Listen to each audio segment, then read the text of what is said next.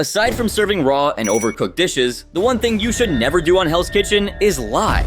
But this contestant right here didn't seem to understand that. So during the private dinner service of season 11, it was a roller coaster of emotions and cooking mishaps. Zach, usually the cool and collected one, found himself in the hot seat. During this service, Zach came to Ray's aid on the plating station. But it didn't take long for Chef Ramsay and Ray to spot a glaring issue. Zach's plate was seriously falling short. It was like he'd forgotten the star of the show. He should be leaving this then. Tell him! The plate had just pasta and, shockingly, no lobster. Needless to say, Ray wasn't amused. Over you constantly. Hey, blue team. The situation escalated when Chef Ramsay presented yet another plate of less than stellar pasta to the blue team. Look at me. Half a portion, full portion. And this was the straw that broke the camel's back for Ray. In a fit of frustration, Ray booted Zach from the plating station. Please, take it over to you. You're killing me. You're killing me. Zach, feeling the heat and clearly not one to go down without a fight, fired back and eat shit and die, directed straight at Ray. Talk about real kitchen tension. Now, fast forward a bit. Ray was still trying to salvage the situation when one of his dishes was returned for being undercooked. In a last-ditch effort, Ray asked Zach to finish the lobster in the butter. But we all know Zach wasn't one to let bygones be bygones. Instead of helping out, Zach took the low road and decided to cook the lobster in cold sauce, a move that was not only a recipe for disaster, but also a deliberate act of sabotage. I'm definitely gonna get revenge. I'm trying to sabotage him. Zach's decision to cook the lobster in cold sauce was a risky gambit, one that could have severely backfired and ruined the entire dinner service. Zach's actions were a clear example of how kitchen drama can boil over, leading to poor decisions that affect not just the individual, but the entire team. So, when the refire, featuring that now infamous cold lobster, finally landed in Chef Ramsay's hands, you can bet there was no gentle handling. Hey, it's cold. 1 minute before your fucking linguine's ready.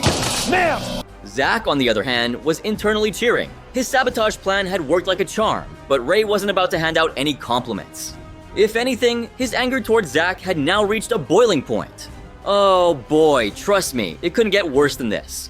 Fast forward to Zach being in charge of the New York strip course. John tried to get a read on the sauce situation, but Zach went all mum, leaving everyone in the dark about what he had up his sleeve. He's completely switched off. Yeah, no. Then came the moment of truth. Chef Ramsay picked up on a glaring disparity. The steaks weren't seasoned as well as the red team's.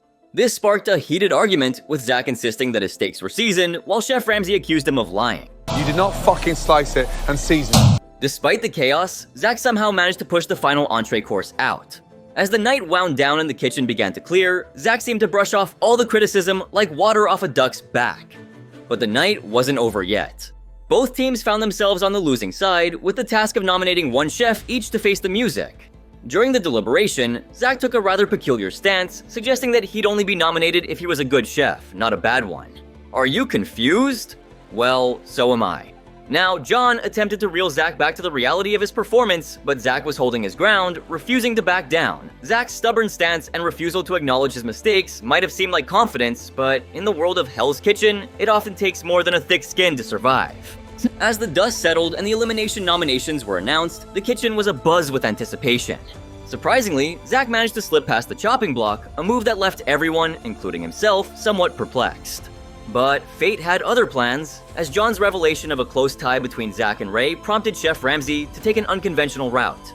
Chef Ramsay, seizing the opportunity to turn up the heat, decided to bring both Zach and Ray to the center stage, alongside the red team's nominee, Nedra. It was a high-stakes showdown, with 3 chefs on the brink of elimination. When it was Zach's turn to face the music, Chef Ramsay posed a critical question. On a scale of 1 to 10, how would you rate yourself? Now, that would have been my cue to get my act together, but Zach was different. Undeterred by the pressure, he confidently declared a 7, suggesting he felt he was above average, but still had room for improvement. Talk about confidence. However, Chef Ramsay, known for his sharp eye and even sharper tongue, wasn't easily swayed.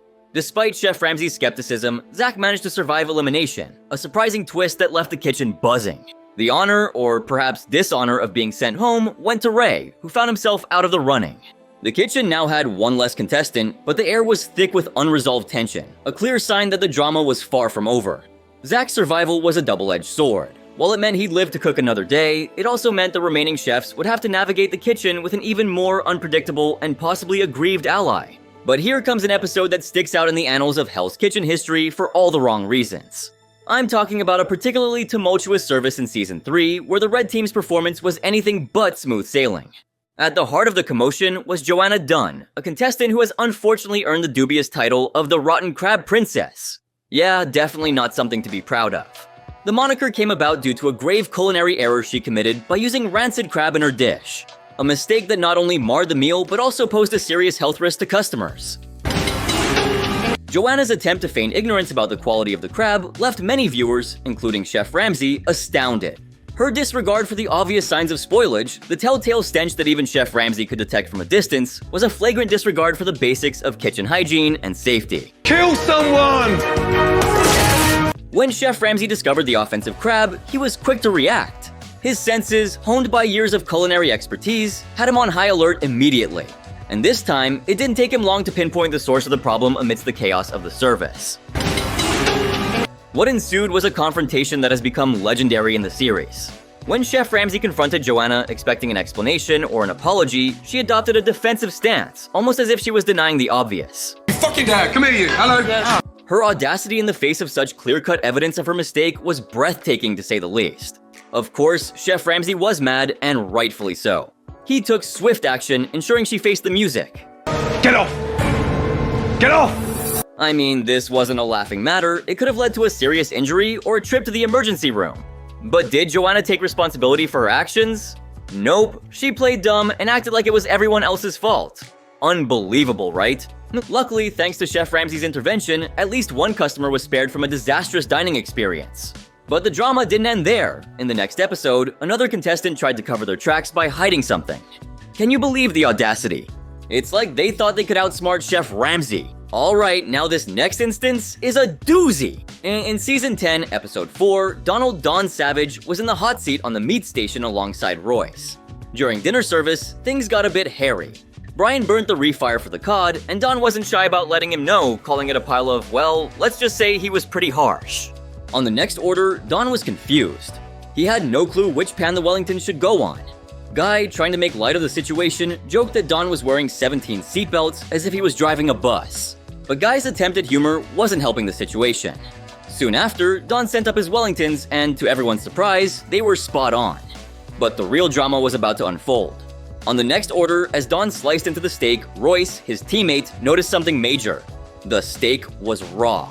Cut a raw sirloin. Despite Royce's concerns, Don, in a move that can only be described as defiant, ignored him and sent the steak out, claiming it was perfectly cooked. Blah, blah, blah, blah, blah, blah, blah. And if that wasn't enough, Don decided to add a little insult to injury, making fun of Royce in the process. Talk about a double whammy, right? But this is where it gets interesting. Chef Ramsay soon found out the obvious. Not pink like it should be. Can you believe it? Don was trying to show off, acting like he was the master of all things meat, but it backfired spectacularly. Then, in a moment of poetic justice, Chef Ramsay called Don Dumbo, a nickname that was fit for his behavior. But that wasn't the end.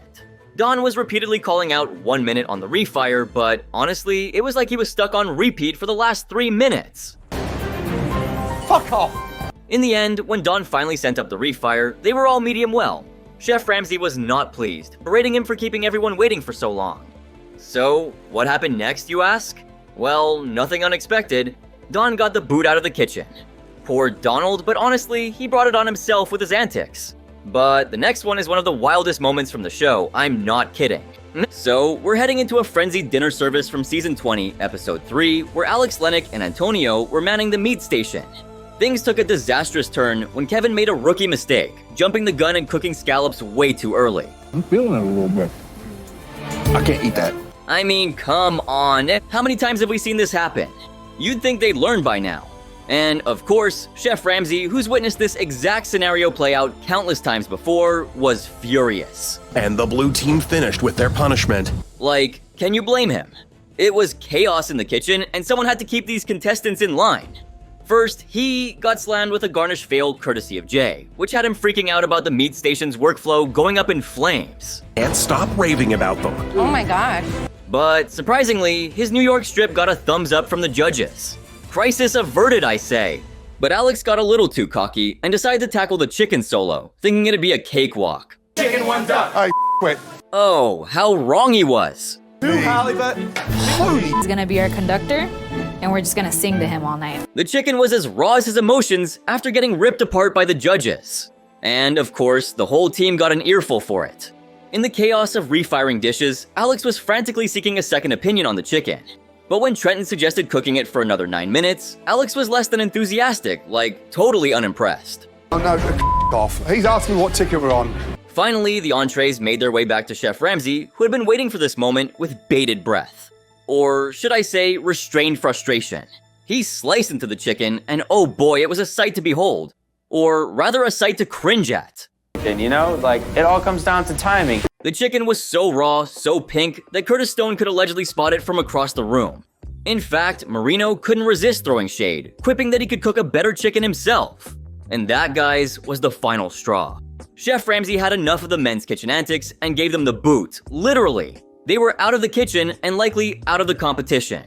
After the blue team's epic fail of a service, they were left with the unenviable task of choosing 2 team members to send to the chopping block. Back in the deliberation room, Alex took the spotlight, reminding the guys about his failed attempt to get a second opinion on that disastrous raw chicken. But Trenton wasn't having it, calling out Alex's deflection tactics. 9 minutes. 9 minutes. However, Alex was quick on his feet, shifting the blame to the other stations, namely Jay, for their poor communication skills.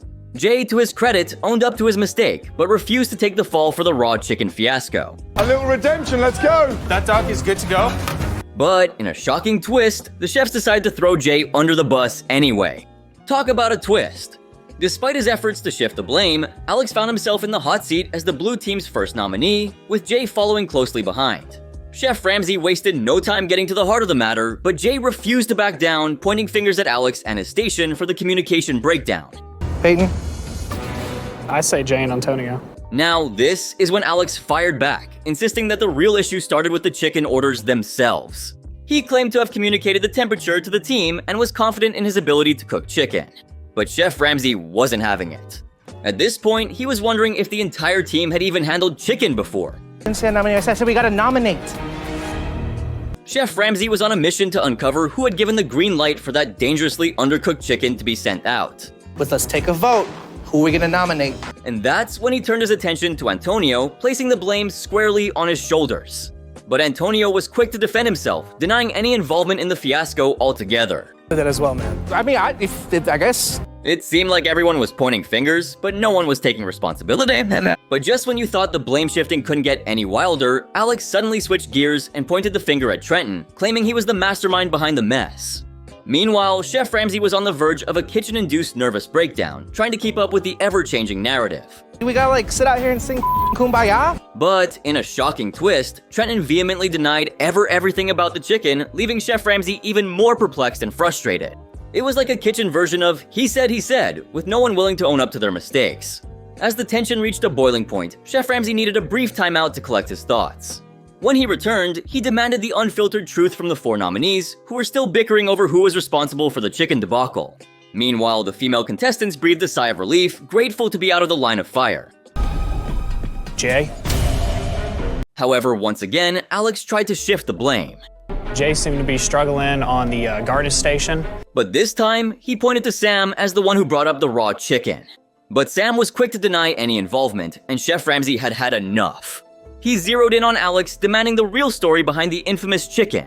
And finally, Alex came clean. Is that right? The meat station screwed the garnish station tonight. And well, that's how Sam found himself under the elimination spotlight. But he wasn't done yet. In his defense, Sam claimed he didn't cook the chicken, but merely retrieved it for Alex. With the chicken saga finally resolved, Chef Ramsay gave Alex a mere 10 seconds to plead his case. Alex refused to give up, and also expressed his determination to stay in the competition. And well, what do you know, Alex was spared from elimination. Talk about a close call. But the real question on everyone's mind was, who would be the one to get the boot? Well, let's rewind to those initial nominations. So, who else was on the chopping block besides Alex? Ah, yes, it all came full circle to Jay. Come up here. After all the finger-pointing and blame-shifting, Jay ultimately took the fall for the team's disastrous service. Chef Ramsay had no choice but to bid him adieu. And that's how Jay's culinary journey came to an abrupt end. So, yeah, I think you get the gist of this video. Chef Ramsay doesn't take kindly to liars. Not in his kitchen, but there was this contestant in Season 2 who thought he could bend the rules to turn his team's bad luck around. Let's just say, it didn't exactly go as planned. I'm talking about Giacomo, who was assigned to the meat station in episode 3, and boy did things get spicy. So Giacomo had some concerns that led him straight to sous chef Scott. This oven is cold. It's coming out cold. Turns out, the oven decided to act up, not heating up properly, and you won't believe what caused the issue. Get gas on, stupid. Why is the oven not on? But sous chef Scott wasn't about to buy it. He let loose a string of colorful words, basically telling Giacomo he messed up big time. Yeah, let's not forget, we're talking about sous chef Scott here. Anyway, sometime later, Chef Ramsay asked about the duck's doneness. Not pink at all, chef. Nowhere near it, donkey. Giacomo swore it wasn't pink, but Chef Ramsay, being Chef Ramsay, asked if there was another duck resting. Now, Giacomo said yes, but the truth was a little more complicated than that. Resting. Yes, chef. Where? Right here, chef. Chef Ramsay, catching on quickly like a hawk, confronted Giacomo, asking straight up why he was lying. I had one here, and I knew I had a half. I knew I cooked enough for it. Giacomo tried to apologize, saying it wasn't on purpose, but Chef Ramsay wasn't buying it. Fucking hell. To the breaking point. With the kitchen about to boil over, Chef Ramsay took charge, shuffling folks around like a deck of cards. Keith ended up at the meat station, only to find it in a state of chaos, complete with a missing stash of Wellingtons. Can you imagine his frustration? I don't even know what Giacomo did in there. Everything was overcooked. 3 hours of struggle, frustration building up like a pressure cooker, and Chef Ramsay had enough. He shut down both kitchens. In the aftermath of the chaos, Chef Ramsay didn't mince his words about Giacomo's performance. Hello, Dirt Brain. Why is the oven not on? So, after the kitchen chaos, the blue team had to face the music. They were up for elimination, and the team had to pick someone to go home. Sounds like a tough spot to be in, right? Giacomo, still in it to win it, refused to believe it was his time to leave. He was convinced that with a few adjustments to his meat station mishaps, they could have turned things around and won. When it was time to throw someone under the bus, Giacomo tried to shift the blame onto Tom. But hey, what goes around comes around. Tom retaliated by nominating Giacomo right back. In his defense, Giacomo vowed to learn from his mistakes and vowed to dig deep, finding a new level of determination. But Chef Ramsay had made up his mind. Giacomo was out, deemed the weakest link of the night, with his lack of kitchen basics really standing out, from the oven fiasco to fibbing about the duck breast. Giacomo, in his exit interview, couldn't believe he was the one packing his knives. He made it clear he wasn't one to give up easily, and in a parting shot, he called out Tom, saying Tom had a habit of throwing in the towel. Still, Chef Ramsay's closing words put things in perspective. Before you even dream of running a restaurant, you've got to make sure you know how to cook. Giacomo? He was lost, seriously lost. Well, I don't think I could have summed up Giacomo's journey on the show better. I mean, it's a tough lesson, but sometimes you've got to know your basics before you can master the game. So, these were some of the Hell's Kitchen chefs who were the biggest liars. Can you think of any other contestant from the show who lied to get away from Chef Ramsay's fury? Make sure to let me know in the comments below. And before you head out, if you guys enjoyed this video, make sure to hit that like button, subscribe, and turn on my post notifications. And by the way, if you found this video interesting, make sure to check the next one right here. It's even crazier.